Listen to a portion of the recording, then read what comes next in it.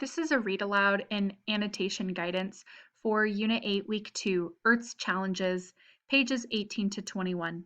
Please keep in mind that this can be completed independently, and you do not have to watch this video if you don't want to.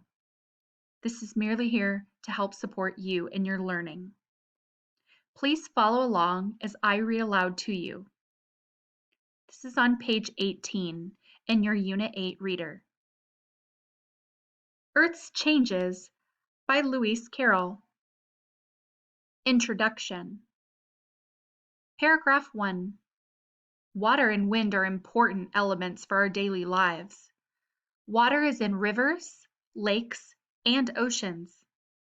More than 2/3 of the world is water.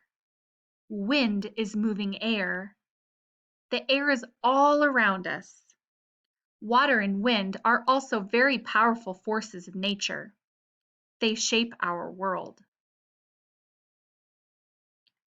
Over time, flowing water wears away the surrounding rock and soil. When water wears away Earth's surfaces, it is called erosion.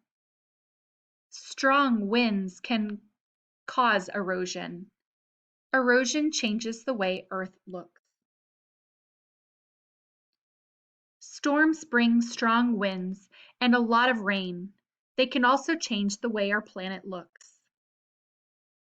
Take a moment and pause this video, underline key details, and annotate paragraphs 1, 2, and 3. Take a look at some of the key details I've underlined, as well as the annotations. You do not have to have the same annotations that I've written, but this is great guidance for you to recognize the main idea of each paragraph.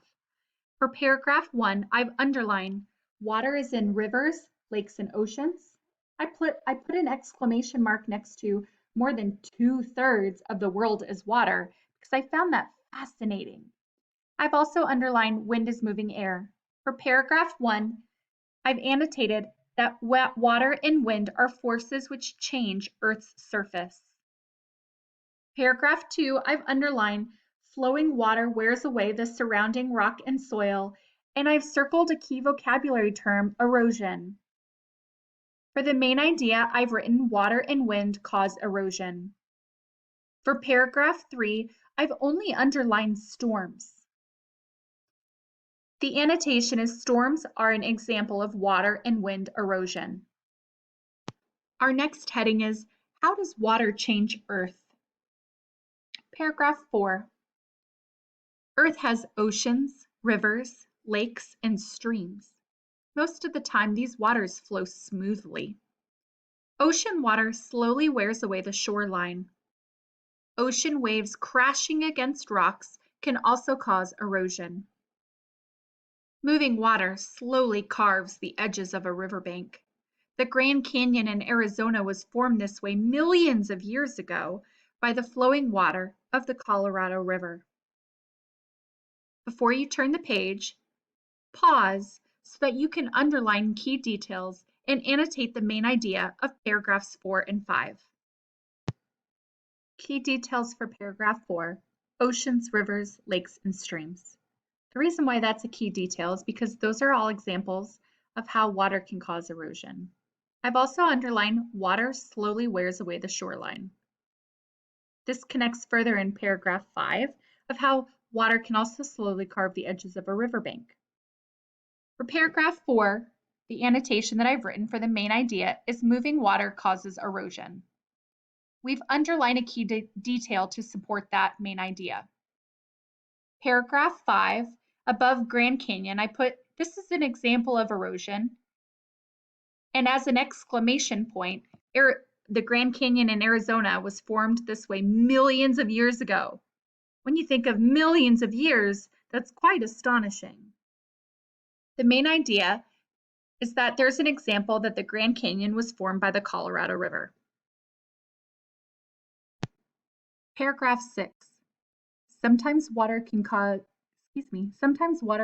change the land in a short amount of time. Storms can bring so much rain that rivers and lakes overflow. The water runs over the land. This is called a flood. Floodwater pushes things in its way. The land changes from the force of the moving water.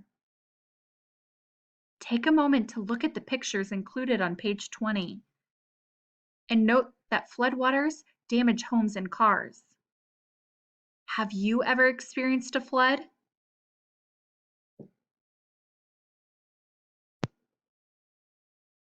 I've underlined short amount of time. I've also included the word rapid. I've drawn an arrow between overflow and flood to demonstrate there's a context clue here to tell us what flood means, that it's an overflow of water. The main idea is that lots of rain in a short period of time cause flooding.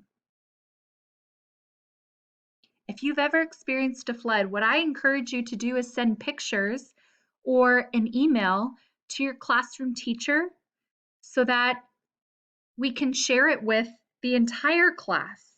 Background experience and connecting it with our learning is really, really important. Heading, how does wind change Earth? Paragraph 7, the wind can be a gentle breeze. It can feel good when it blows on your face. Wind blows against rocks and soil too. It lifts small bits and carries them elsewhere. The bits are often too small to see or feel. Wind can change the shape of a rock. It can change the shape of a sand dune. The results of wind erosion can look very weird and very beautiful. However, wind erosion is not good for farmers' crops. Wind blows away the top layer of soil. That layer has things in it that help plants grow. In our pictures, we have wind makes sand piles at the beach, and this is Arches National Park in Utah. Please take a moment, pause the video, underline key details, and write your main idea annotations in the margin.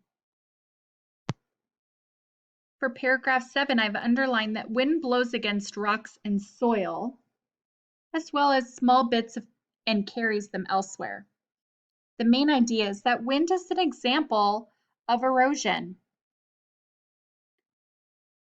In paragraph 8, wind can change the shape of a rock, and the main idea is that wind can change the shapes of rocks. In paragraph 9, I've underlined not good for farmers' crops. Top layer of soil that helps plants grow. The topsoil is important to help plants grow, but wind can blow it away. Stay tuned to the next video for annotations and a read aloud.